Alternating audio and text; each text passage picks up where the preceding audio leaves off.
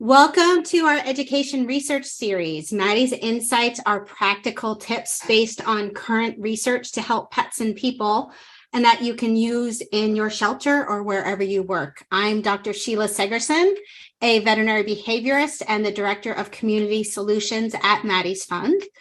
Today, we are very excited to be joined by Dr. Nicholas Dodman, one of the world's most preeminent veterinary behaviorists, and Ian Dinwoodie, a data analyst and software engineer.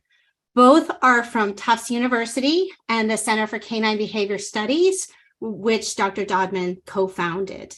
They're going to be discussing the results of their recent publication concerning optimal treatments for various canine behavior issues related to fear and anxiety. Welcome, Dr. Dodman and Ian. Thank you. So, well, I'll lead off, and that's a photograph of me when I was younger.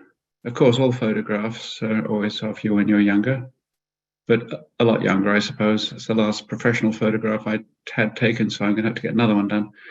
But anyway, this is me, and I co-founded this Center for Canine Behavior Studies when I stepped down from clinical work and teaching at Tufts University, staying as part of the community as a professor emeritus. I teamed up shortly before I retired with Chris Janelli, who is really a businessman, but a dog lover. And the two of us started this Center for Canine Behavior Studies. The goal really is, well, for me personally, is, my life was in anesthesia, first of all, and then in behavior. And the last third of my professional life, I'm devoting to animal welfare. And this seemed like a good way of, being able to do something good to help dogs. The goal really is to prevent dogs from going into shelters in the first place. Other people like ASPCA and stuff do a wonderful job at placing dogs from shelters.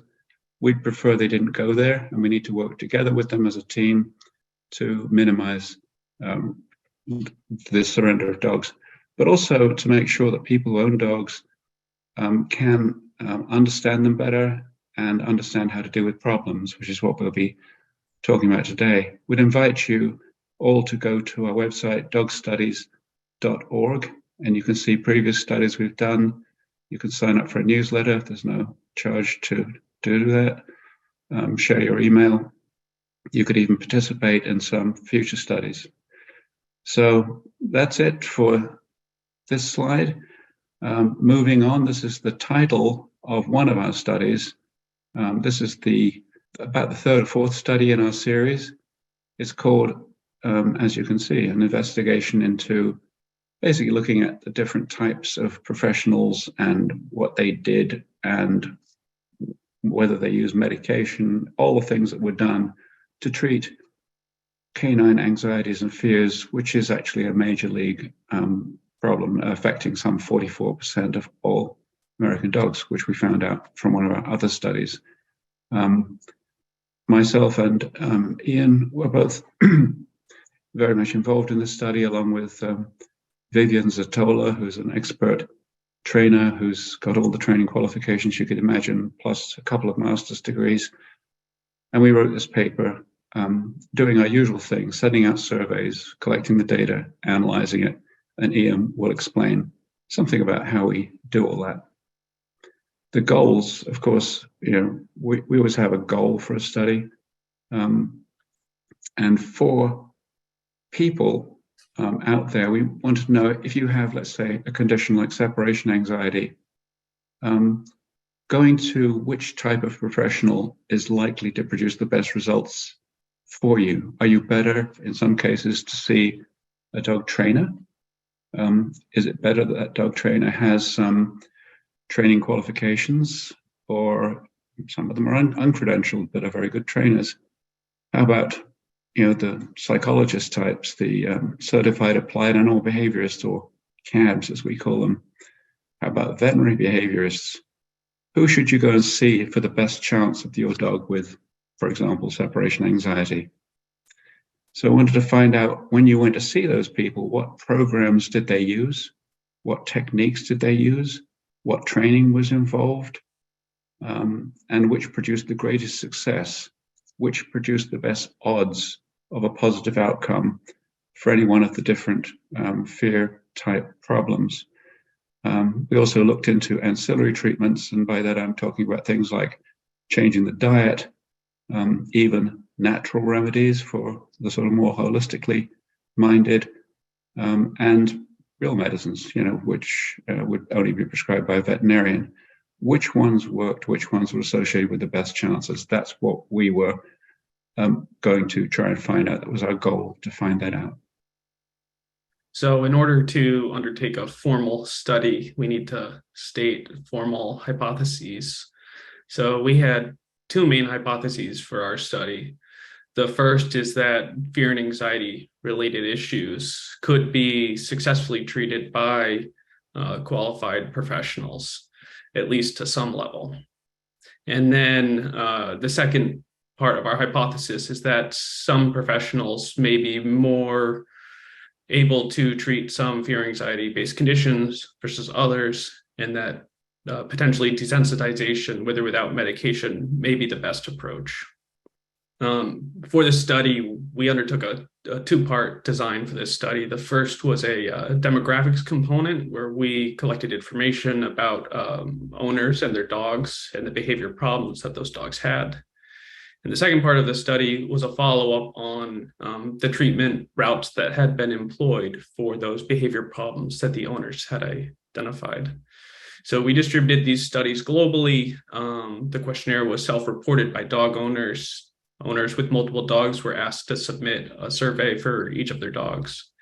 Our inclusion criteria was applied after the data collection had completed. The people that were included, actually the dogs that were included in our study data set, were the dogs that had responses for both part of the studies, and then the dogs that had reported to have fear and anxiety conditions. So to undertake our analyses, we exported the data from the online survey platform and analyzed it with the R programming language. Aside from descriptive stats for the inferential analysis, we employed binary logistic regression models. So those will consist of three components: the background variables, the explanatory variables, and the outcome. So the background variables are the normal controls that we know may have an impact through prior studies or established literature, such as sex, if the dog's been neutered, whether or not they had any concurrent pain or comorbid aggression.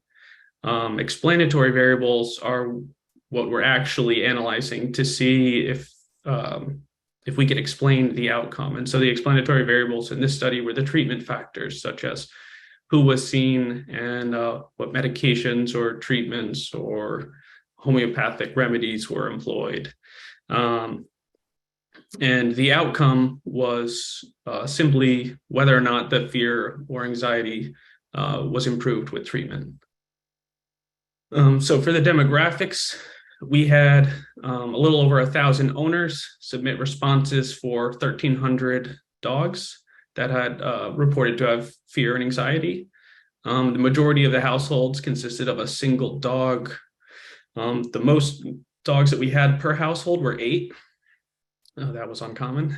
It was a near even split of male and female dogs, which is always great to see. And the vast majority were spayed or neutered. That was about 91% were neutered.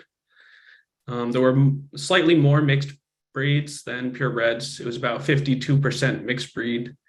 And majority of the dogs were acquired from rescues. So 57% of the dogs in the study were acquired from rescues. Okay, so I'm going to deal with these professionals that were consulted. And as you can see from the top bullet, only about half the dogs in the study were actually brought to see someone to see if they could help with the problem, which is sort of surprising, I suppose. If I had a dog with an issue like that and I was not qualified to deal with it myself, I would certainly seek help. But turns out only half the people did.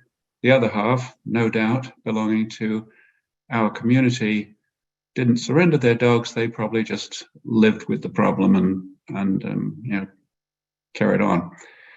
Of the 50% of dogs who were brought to see a professional, the majority, as you might imagine, 70%, overwhelming majority, saw a dog trainer, and some people went to multiple trainers. Presumably they didn't have success first time, so they tried again and sometimes again and again. Most of the trainers, roughly 3/4, identified with some kind of a credentialing. And I just gave one credential there as an example, CCPDT. There's the Pet Dog Trainers Accreditation, which sometimes has a suffix on it, depending on KA, sometimes is applied, if they've done some practical training. So yeah, majority were seeing credentialed trainers, and 50% got advice from a self-identified behaviorist. That's people who, in answer to the question, did you take your dog to see a behaviorist? They said, yes, I took my dog to see a behaviorist. Some of those behaviorists may have been credentialed, and some of them may just have been people who describe themselves as behaviorists. 70% were supposedly credentialed, but we don't know exactly, the breakdown of that. And most important for me, I thought, and it turns out it is very important in the range of things, is that 23% of people saw a veterinarian. I imagine they were seeking direct advice from the veterinarian. My dog has, my standard example there, separation anxiety. What should I do about it, doc? And it turns out, as with our aggression study, that 15% of all the dogs that were brought to the veterinarian with one of these anxiety conditions that Ian will expand on had some kind of medical issue that the vet picked up that was contributing to their fearful and anxious condition. The problems we found in order of frequency were pain, and it's pretty well known in my community anyway, the veterinary behaviorists, that pain makes everything worse. And so whether it's aggression or anxiousness or such like, pain is not a good thing to have as an ongoing issue.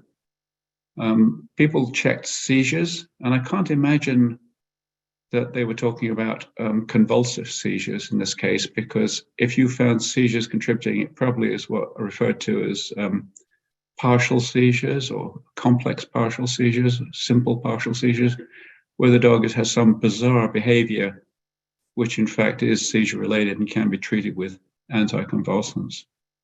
A number of them had thyroid issues that weren't really explained, but dogs tend only to go hypothyroid. And it's well known in humans, at least, that hypothyroidism is tied to anxiety. And some of them even had cognitive dysfunction, in other words, canine Alzheimer's. And that was picked up as the cause of the problem. The presenting sign in that case might be the dog is 12 years old and he's just suddenly started not sleeping through the night. And actually, the little picture on the right there is of a dog who was not sleeping through the night.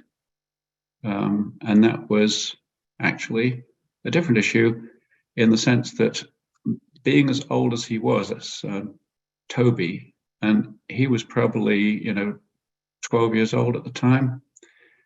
And he just suddenly started having problems at night. He wasn't sleeping through the night. So I thought I'd do a full physical exam, which I did, and take blood work. And I was just taking the dog out of that door behind the dog. And they said, oh, I don't know if this is important to you, doc, but he's also straining to defecate. So I thought, oh, probably should do a rectal exam. It turns out everything was normal apart from the rectal exam, where this otherwise stoic dog showed signs of pain, number one issue, in the region of his prostate gland. And we did various tests, and it turns out that it was somewhat indecisive. It came down to either being a prostate tumor or a tumor of the bladder neck. In either way, we thought we tried treatment in this case with a rather benign anti-cancer drug piroxicam, which is a sort of aspirin type drug, which is known to have some anti-solid tissue tumor properties. And Toby did a lot better on that medication for a while. The owners didn't elect to have, further exploratory surgery or some such, but we certainly improved him, and his nocturnal anxiety disappeared, at least in the short term. So next we have the classification, which I'm going to leave Ian to talk about. This is part of our analysis. Yeah, so instead of just considering fear and anxiety as a whole, we were able to get a little bit more specific with our analysis by developing an analytical model for each subset of fear and anxiety problems. So the common classifications are inanimate fear, such as storm phobia and noise phobia. That'll be your thunderstorm phobias. Inanimate fear, so fear of people, the fear of dogs. Situational fears, separation anxiety, fear of vet visits, fear of grooming or groomers. Then kind of two broader categories, so generalized anxiety disorder and post-traumatic stress disorder. And so in addition to the analysis of the 5 subsets, we also did include analysis of fear and anxiety as a whole to detect if there were any broad trends across all categories. Okay, so I'm going to talk a little about the actual results of the study. And starting with that first grouping that Ian talked about, the inanimate fears, the thunderstorm phobia, sound phobia, and anything else that's not living that the dog's frightened of. It turns out that Valium type medications, and we didn't ask specifically which type, so-called benzodiazepines, were effective. They increased the odds of successful treatment of this condition if they were employed. And that's not brand new knowledge, because a good friend of mine, Dr. Crowell Davis from Georgia, had written a study about thunderstorm phobia, where she treated with an antidepressant and a Valium type drug, Xanax or alprazolam in that case. And at the end of the study, the dogs did very well. I think it was 32 out of 32 dogs improved. A lot of the people decided just to leave their dog on the benzodiazepine because they thought that was doing the bulk of the work. Some used the antidepressant on its own as well, but the Valium type drugs were certainly used. So that's been published, and not a surprise to us, but interesting to see it verified again. What was a bit more surprising to me was that herbal supplements, which we didn't specify, we didn't ask them about the exact components, did produce much better odds of improvement. These supplements, oftentimes people don't use just one. I mean, it may be that some people do just treat with chamomile or valerian root, but very often the things that are available come under various trade names like Calm Pet, and they contain a number of different herbal remedies, all of which conceivably, do have some helpful properties. Like valerian root really does sedate dogs, and there's a number of other things. Chamomile probably is soothing or calming, and they may have even had some other things that aren't really herbs added in there, like L-theanine, which is an amino acid, not really a herb, but it'd be in the mix, or L-tryptophan, which is a precursor of serotonin, with a calming effect. So in other words, what I'm saying is herbal supplements probably was a mixed bag, and it helped with these inanimate fears. And the last thing, which we didn't, again, ask details about, did you try changing your dog's diet? And the answer was some people did, and the ones who did had a better chance of improving. The odds of their success were improved. It's hard to know which way they changed it, whether they changed from a commercial ration to home cooking, or whether they had a high protein or low protein diet. My guess would be a low protein diet, because that is known to enhance the transfer of tryptophan across the blood-brain barrier, and that is the fuel to create serotonin, which has a calming effect. So that would be my guess. But these three things together worked well. Well, they work well separately. They probably work even better as a group. Do all of them. For the fear of living things, mostly people and other dogs, so some fear aggression sort of thing.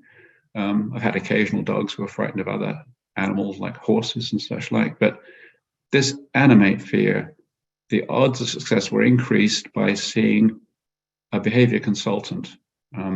This was somebody who identified as a behaviorist, who 70% had credentials and 30% didn't. We weren't quite sure of the mix there, but they were very good at 4 times chance of improvement seeing a behavior consultant. Another thing which I was sort of happy to see really is my colleague Karen Overall. She's been a proponent of relaxation protocols for dogs, and I was a bit dubious about it to start with, but these studies, including an earlier study on aggression, relaxation protocol seems to really help, especially with these animate fears, increasing chance of success by 2.5 times. Systematic desensitization is the cornerstone for treating all fears, and was part of our hypothesis that using systematic desensitization, which is really serial, stepwise habituation at different levels of exposure, was super successful. So if you work on a desensitization program, usually employed with counter conditioning, which we, as you see, recorded separately, definitely increases odds 5 to 8 times with either just systematic desensitization alone or with counter conditioning as well. So those are definitely cornerstones for animate fears. We did find that some things decreased odds of improvement, and one was the dog being neutered, which is not the first time that's been shown either. They're sort of harder to treat for animate fears anyway. And most curiously, seeing a veterinarian who could have diagnosed a medical condition, but the ones who didn't, I guess, or a certified applied animal behaviorist, those people seem to make things worse. And I think, or at least you didn't have good odds of improvement. I think that probably is because, when you go to see a person like a certified applied animal behaviorist, you often have to drive a distance, you have to pay a lot, you have a single appointment, and they send you out the door with a list of instructions. They might stay in touch with you by phone. Whereas if you see a trainer, for example, a behavior consultant type trainer, you're more likely to get a series of hands-on treatments. That's the only explanation I could come up with. And something which has been said in the last bullet there, Valium type drugs, it's kind of well known that they may increase certain fearful conditions that are related to an animal who is inhibited from biting someone will be disinhibited by a Valium type drug. So while they're good for inanimate fears, they're not good for dogs that are frightened of people or other dogs. What was the next category? It was situational fear and anxiety. And a positive effect was attained by seeing one of these behaviorists. We said the 70% were qualified in some way. 2.5 times odds of improvement. This is where the CABs, the Certified Applied Animal Behaviorists, or the Associate CABs, had almost 5 times the odds of improvement. They're really good at treating these things, which, for example, separation anxiety. They just seem to have good programs. And maybe, bullet number 3, the mental stimulation would be part of what they recommended. Mental stimulation would be, puzzle toys, playing games, hiding things, hide and go seek, taking the dog out on long walks, letting him sniff, and just generally have a mentally stimulating time. And Dr. Overall's relaxation protocol, I guess there's other ones, but she's most famous for it. Again, almost twice the chances of having a good outcome. And what we found also with the aggression studies, short, frequent sessions were very beneficial. Dogs seem to learn better if they're taught, rather than doing an hour of training once a week. If you did 5 minutes of training kind of every day, that would be 8 minutes, whatever the math works out. That would be better. Short, frequent sessions. Negative here with fear and anxiety in situations would be if there was coexisting or concomitant comorbid aggression. That sort of halved your chances of improvement. And some, I'm afraid, unspecified management changes. It may be, for example, with this type of fear that people tried for separation anxiety to shut a dog in a different room, or like the dog in the picture, to shut him in a crate. We're not quite sure what, but I guess if you're going to change the management of the dog, whether it's the feeding schedule or where you keep the dog or some such, you better be careful that the changes are not the wrong ones that cause the opposite effect. Okay, on with the generalized anxiety. And in a slide earlier on, Ian showed you what I call the Bermuda Triangle of fear. So if you put fear as a triangle, and on one point you have animate, one point you have inanimate, another point you have situational. When you've got a kind of full house, like you're anxious about everything, I term that generalized anxiety. It's just across the board. It's not specific to one category. And in that case, look at this. Nutraceuticals, unspecified again, 7 times the success.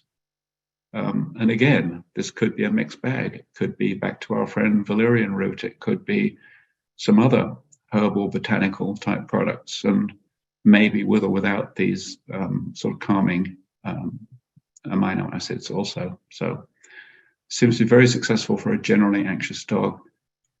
And I did a separate interview with somebody on this. The participation in dog sports, one media outlet found extremely interesting, is how that would possibly work. And well, I think it's 2 things. One of them is it's exercise, it's enjoyment, it's environmental enrichment.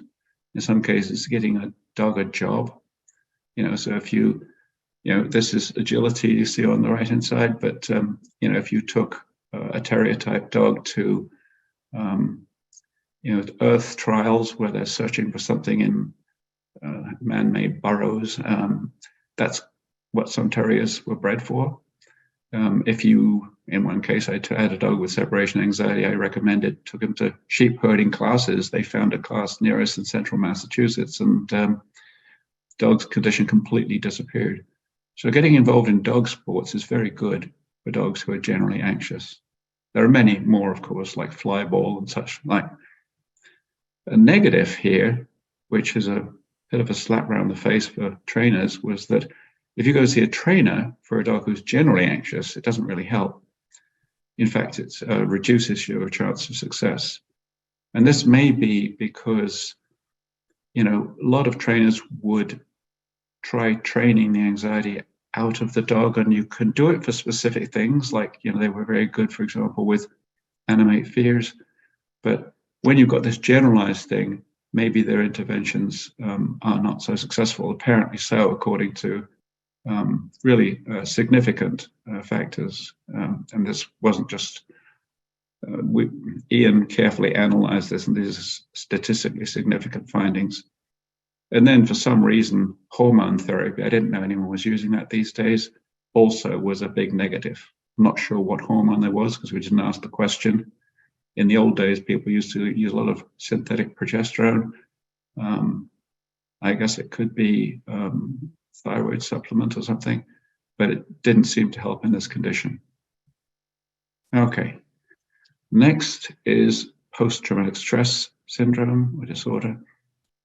And like in human medicine, nothing really helps. If you've been to war, perhaps like the soldier in the picture, and you have this terrible condition of PTSD, they can do sort of talk therapy, talk you through it, have you reenact it. You can get some benefit that way. There are some drugs that stop nighttime nightmares and such like, but nothing is really, it doesn't just go away. It's something you just have to live with and handle the best you can. And it's the same with dogs. So no amount of training, no BMT is behavior modification therapy, and no medicine helps here. But on the negative side, they were much less likely to even remain the same. They had negative outcome. They got worse if they had concomitant aggression, or, and I thought this was a paradox, if you increase physical exercise. And the only explanation I can have for that is that when they're, if the fear is of something outside, they were exposed to something terrible outside, you start taking them out to exercise them, you're going to be constantly reminding them of the thing that originally caused the problem, which is one of the signs of PTSD, and it would just aggravate the condition. So that was my best explanation. PTSD, by the way, just back one for a second, although that dog there probably doesn't have it, he's just in a photograph, but about 5% of all dogs coming back from war theaters have PTSD due to being exposed to loud noises, flashbang grenades, other horrific experiences. But it also occurs in the general population. Any sort of potentially life-threatening event that the dog survives could be embedded in its memory and in a nasty way and cause post-traumatic stress.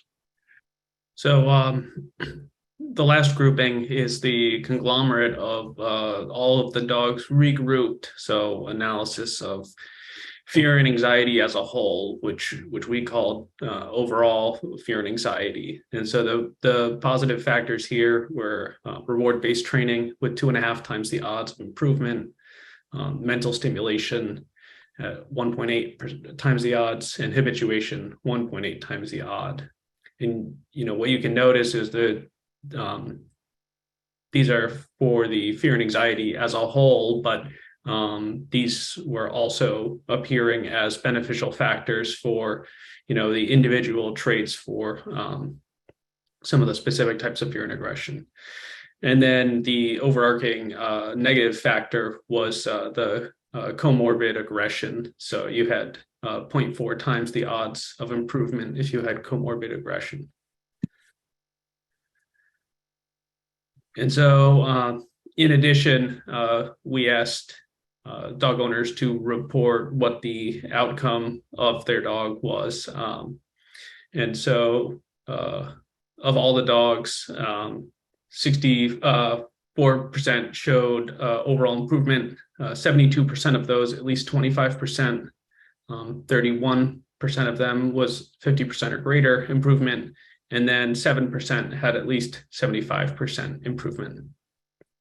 And 17% of the dogs in the study had no change in response to any of the attempts of treatment, and 19% were actually reported to have had a worsened situation post-treatment. And that concludes our presentation. Wonderful. Thank you so much. This has been super interesting, and we have a number of questions for you. So we'll jump right in as long as you're ready for them. The first question is from Amy Schindler, who noted that you mentioned that 15% of dogs had an underlying medical problem contributing to fear or anxiety. Does this 15% apply to all the dogs in the study or a subset of the 23% who saw a veterinarian? Does that make sense?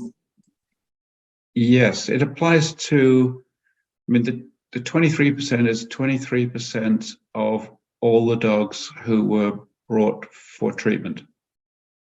So I think if the total number of dogs was, we'll call it 1,000, and the total number who actually sought help was 500, it'd be of the 500, the 25%.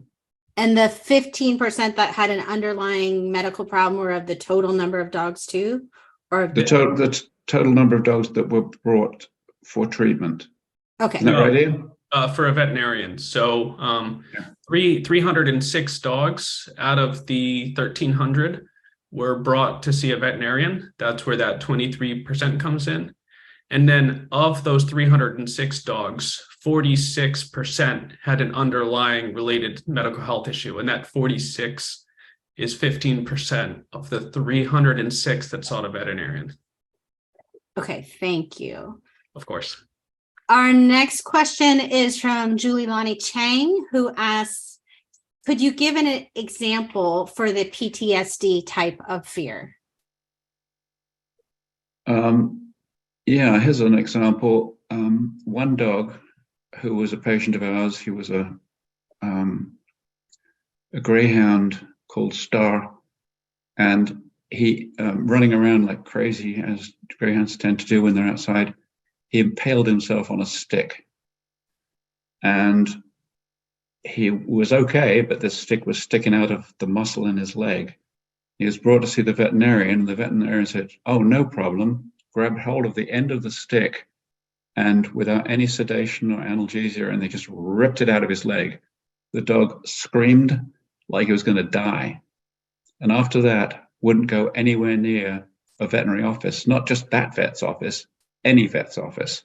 So avoidance is a key sign of PTSD. In fact, he came to see me at Tufts, and she said he probably won't get out of the car. And I said, well, in that case, I'll come and see you in the car. She did actually manage to get him to get outside the car, but I consulted, luckily it was summer, sitting on the grass outside with this woman. And we learned this experience. And we started a program of systematic desensitization. And it took a long time. We had the dog, 1,000 yards away from the veterinary hospital, being rewarded, and then when there was no fear shown, he was brought home and such like. And after a year, he was considerably better and could go into a veterinary office, although he still didn't like it. So it didn't disappear completely, but it was definitely manageable, and he could at last be brought to the vet, because the owner was quite worried, because if there was something that needed immediate veterinary attention, she wouldn't be able to take him to the vet to get him seen. One more case was a dog that was shot by a Boston policeman. I wrote about that in my first book, The Dog Who Loved Too Much. And after that, he was frightened of cop cars, any vehicle that had a flashing light on top of it, anyone wearing police uniforms, sirens, and such like. And he developed what we assume were nightmares, because all of a sudden he couldn't sleep at night. And that dog, using various medications to help him sleep at night, because the man and his son had to take turns, 3 hours on, 3 hours off with sleeping. And they'd done that for 2 years before they saw me. We managed to get the sleeping thing under control, but the PTSD kind of never really went away. And the dog had another sign of PTSD is hypervigilance. So he was always kind of on the lookout for something terrible, if that helps, those examples. Yeah, those are wonderful examples. Thank you. Our next question is from Donna Miller, who asks, how did you rule out the placebo effect, where the owner feels that the dog is improved because they have given a medication herb and they expect some improvement? Well, it's a good question. And, the placebo effect is alive and well in veterinary medicine and can account for something like 30 to 35, even 40% of perceived improvement by the owner. We weren't able to rule it out because we didn't have a proper sort of double-blind placebo-controlled study. It's just that people whose dogs were given those medicines, the owner thought, in general, that they did better than dogs who hadn't been given those medications. And whether they were convinced that the medication was doing it, or whether it was a real finding, is really impossible to say. So in addition to that, one of the ways that you can attempt to combat placebo effect for this type of study is by making sure you have a large enough sample size. And the goal there is that any casual placebo effect will get diluted by a large sample base. Additionally, we set more rigorous standards for the analysis to try to eliminate false positives, and those would be we employed bootstrapping, and then we also did alpha corrections to the analyses to make sure that marginally significant or borderline insignificant results would get booted to the insignificant side rather than being treated as significant. Thank you. Our next question is from Sandy Ettinger, who states, please let us know your thoughts about CBD, especially when a dog was recently rescued from a shelter. And while stressed, there was no known cause except for the shelter experience. Well, I think CBD is very promising. There's one company who paid a lot of money to have studies done at Cornell University, and these were proper double-blind placebo crossover studies, the gold standard of science, this kind of study. And they showed that it was significantly reduced pain, and we know pain can be involved in anxiety, but also it has some direct, anti-anxiety effects as well. There are some other effects that it might have that are positive. But these are the two main ones that for anxiety and pain, it's thumbs up. But you have to be very careful when you're buying it, because a lot of the company I'm talking about, they looked at CBD from a number of different companies, and they found that some of them that said they had CBD, there was no CBD there at all. So it's basically, you're buying water or something that isn't CBD. Some of the other ones did not contain the amount that they said they did, and most of them had the wrong dosing instruction. So you've got to be very careful where you go, make sure that it is the pure stuff, that it has been tested. You can ask the company these questions, hopefully get an honest answer, or even look up CBD studies in dogs and see what's been published with what product. Thank you. Dr. Valerie Tynes asks, how did you define success, or ask the owners to define success or improvement? Over to you, Ian, for that one. Yeah, owners were asked to provide their thoughts on the improvement by indicating a response on a Likert scale. So the questionnaire asked them to rate on a scale. There were 7 options. The middle option being neutral, and then 3 steps up on the positive side. So 25%, at least 25% improvement, at least 50% improvement, at least 75% improvement.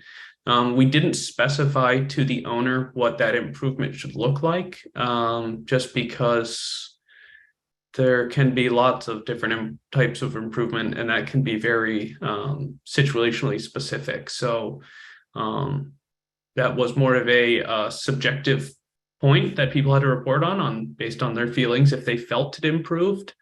But that is also the thing that we care about, is that the owners feel that it improved, because if we're trying to limit the amount that dogs are surrendered to shelters or things like that, that's a decision that is made by an owner, and whether or not they're satisfied with the dog. So it's probably more beneficial to know what owners thought was beneficial than just if they went in and the vet said they're doing better and the owner still felt exhausted and tired and like nothing had improved.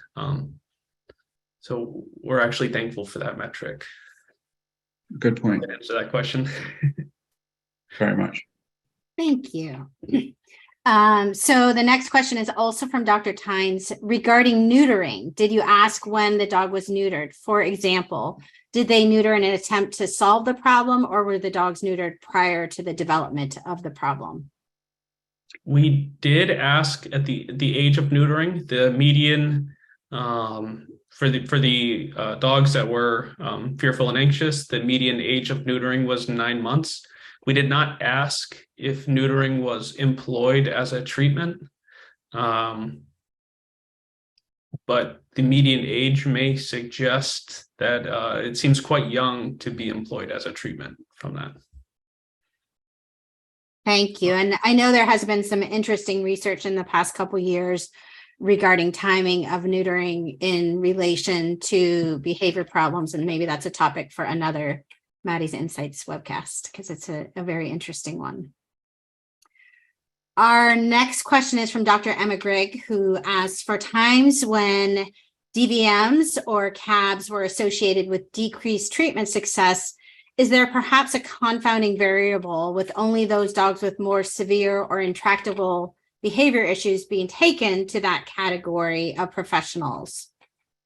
Yeah, that's actually a good point, and one we did raise in the discussion, that, you know, when things get really serious, people do go to see these heavy hitters. I mean, because, you know, you could spend hundreds, or in one case, I know, over $1,000 to see a behaviorist, a veterinary behaviorist, and get charged for follow-up too. So you really, if the problem is really bad, and perhaps if you tried elsewhere, and this is your star moment, then you report that I saw, you know, I used to say at Tufts, the people who brought their dogs to see me, who traveled miles, one woman drove from Minnesota, people would often drive from southern New Jersey to central Massachusetts, all over New York and down from the northern New England states.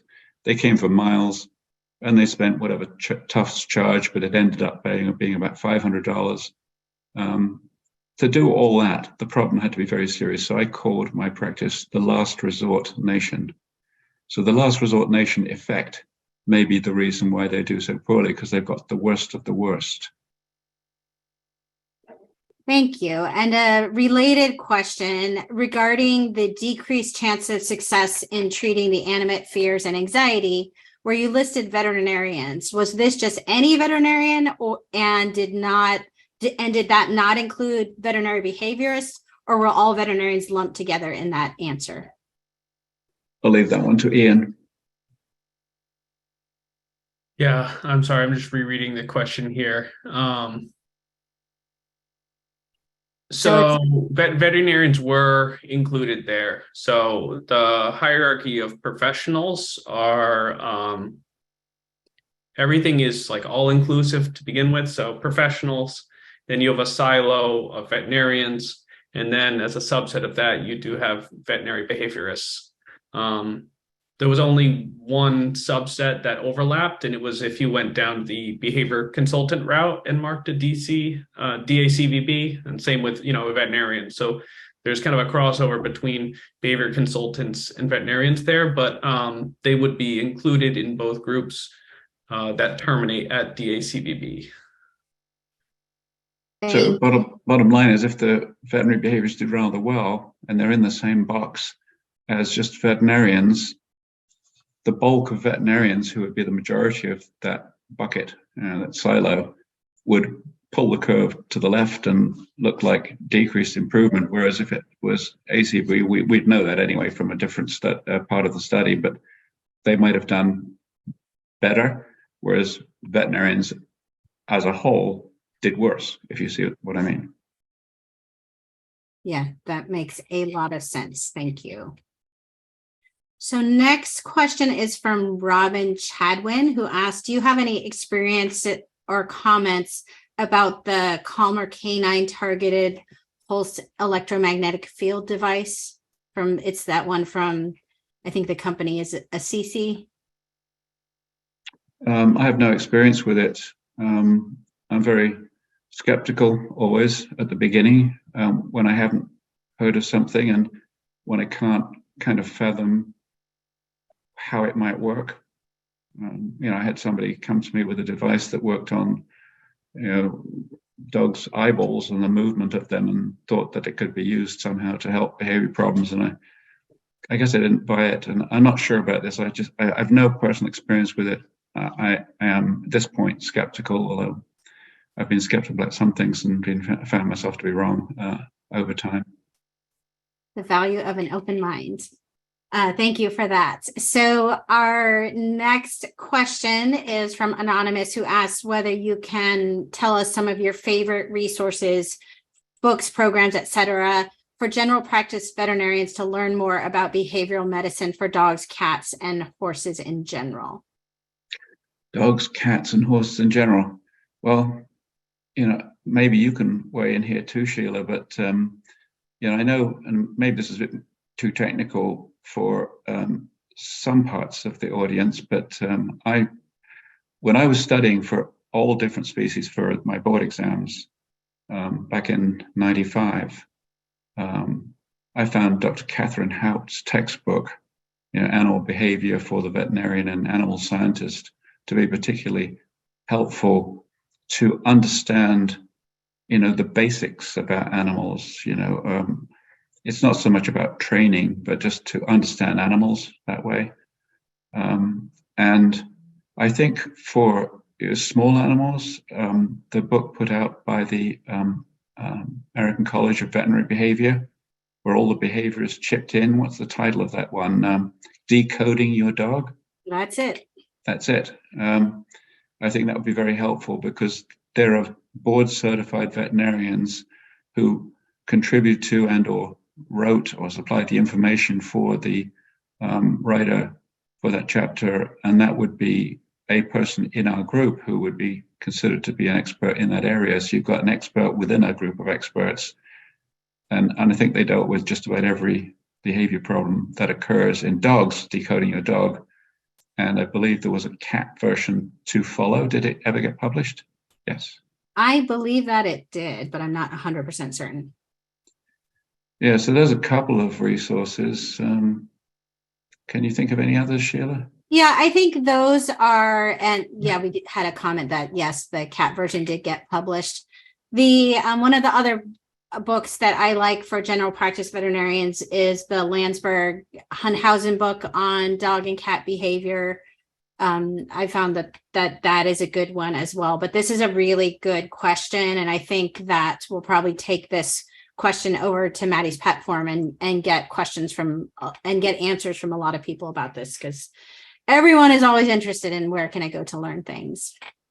Actually, just as a more general note, for people who just like popular press reading, my book, The Well-Adjusted Dog, goes through not specific training measures as such, but things you can do to have a dog that's, as it were, happy, healthy, and wise. What you do in the way of exercise, what you do in the way of feeding, what you do in the way of dealing with a fear, how you become a good leader, and such like. So that wasn't a bad example either, but it's much more general than some specific training book. Thank you. Next question is from Beth Friedman, who asked, can you specify what you meant by habituation? Habituation is best really described by, as in the scarecrow effect, that if you have a scarecrow in a field and you stick it in the field and all the crows are terrified of this human-looking figure, but it doesn't move, it doesn't go anywhere, it doesn't say anything, it doesn't harm them, and progressively they get closer and closer till eventually they're sitting on its arms and on its head. They have habituated to the constant and unthreatening presence of this character, the scarecrow. And actually, what you're doing in systematic desensitization is you are doing a series of habituations. So if you're desensitizing to, tall men with beards, and you find the volunteer, who's the man who lives next door, starting in a park on neutral territory at 50 yards and 40 yards and 30 yards and 20 yards, as the dog allows, you can't tell how fast he's going to habituate at each level of exposure, but you wait till he's calm at one level and then you just crank it a little bit usually by decreasing distance. If it was desensitization to sound, it would be the same thing with a recording, that you would start with a very, very soft sound, allow the dog to habituate to that sound as non-threatening, and then gradually increase the volume until the dog can sustain its composure at the level that you're concerned about. I did that with a dog that was frightened of garbage trucks, and part of it was desensitization, habituation, and series levels to the sound of the garbage truck. I made a recording. Thank you. We still have many more questions. We're not going to have time to get to them all, unfortunately, but we'll try to get to a couple more before we end here. And the next one is asking, could you discuss any thoughts you might have on why aggressive dogs had reduced odds of improvement? It's a good question, but I think the thing is that aggression is, somewhat refractory. I mean, it's at least very difficult to treat. Whether it's a matter of the dog's personality or an ingrained fear that's inducing the response. You have this here as a background, and it's almost overwhelming the general anxiety issues that is a problem. And so you're trying to address, say, one specific problem like an inanimate fear, but if the dog simultaneously has aggression and you're asked later, how do you think your dog worked out? Even though you should be focusing on one specific thing and ignoring the other, the fact that the aggression is continuing means that you have a very negative view of your dog and you don't score him as well. That's the only explanation I can come up with, unless you've got another one, Ian. Nope, I got nothing to add to that. All right. Thank you. Next is from Robin Chadwin, who says, you may have said this and I just missed it, but how did you find participants where and how did you find participants to answer? Did you advertise on social media via your professional networks, etc.? Did you have any particular concerns about selection bias beyond what one would normally expect for a survey? I think you can answer that one, Ian. Yeah, so we distributed the study online through social media channels, through our subscriber base. And we also asked affiliated organizations to also help promote the study. There is always the possibility of selection bias with surveys, especially, perhaps the owners that have problematic dogs are the ones that want to submit responses for the study, which is why, we do look at, what percentage of owners reported behavior problems. And we went over that in our demographic study, which was the analysis of the first part of the study. There is existing history of research papers doing surveys like this of self-reported. I don't think anyone has done a metric of trying to randomly sample in a population to compare the amount of bias that may come out of it. It would seem to be a less bias approach than potentially polling in a clinic where people may be bringing their problematic dogs and you might not get a large unproblematic base in that setting. Yeah, that's true. So with the demographics paper, the reason why ours was more accurate than previous studies is because when we came to look at the literature on all the previous studies, most of them had been done from veterinary hospitals, by board certified behaviorists who were looking at their caseload. And my caseload was 70% aggression. And most other people reported 70% of all behavior problems are aggression. When we came to look at just people out there with dogs, it turns out the aggression was more like 20% of problems. And the lead cause was fear and anxiety, which we've been talking about today. Thank you. We are out of time, but I do want to end with one last question because I think it's an important one.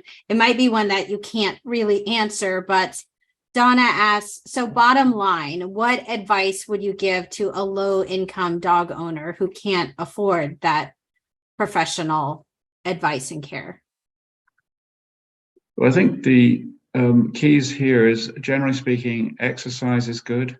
A dog should be exercised. Most dogs don't get enough exercise.